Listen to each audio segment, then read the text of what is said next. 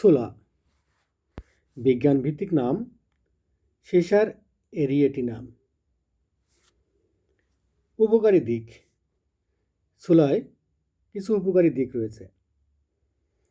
Protein সমৃদ্ধ। ছোলা উদ্ভিদ প্রোটিনের ভালো উৎস।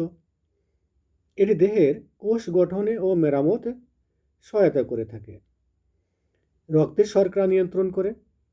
ছোলায় আঁশ ও প্রোটিন রক্তের শর্করার মাত্রা নিয়ন্ত্রণ করে। হৃদরোগ প্রতিরোধ করে। এতে থাকা ফাইবার ও অ্যান্টিঅক্সিডেন্ট রক্তের কোলেস্টেরল কমিয়ে হৃদরোগের ঝুঁকি হ্রাস করে। হজমে সহায়ক।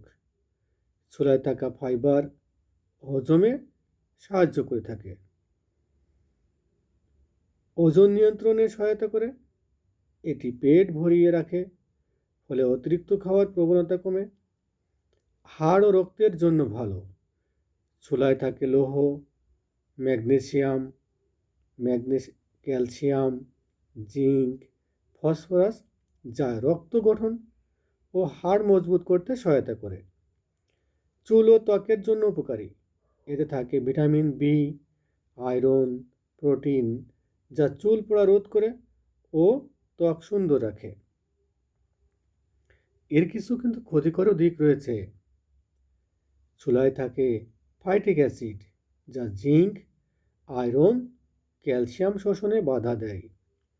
তাই কাঁচা ছোলা না খাওয়াই ভালো। তবে অঙ্কুরিত করে অথবা সেদ্ধ করে খেলে এই ফাইটিক অ্যাসিড নষ্ট হয়ে যায়, ফলে জিঙ্ক, আয়রন ও ক্যালসিয়াম শোষণে তখন আর বাধা থাকে না। সবাই ভালো থাকবেন। আজ এই পর্যন্তই। আল্লাহ হাফেজ।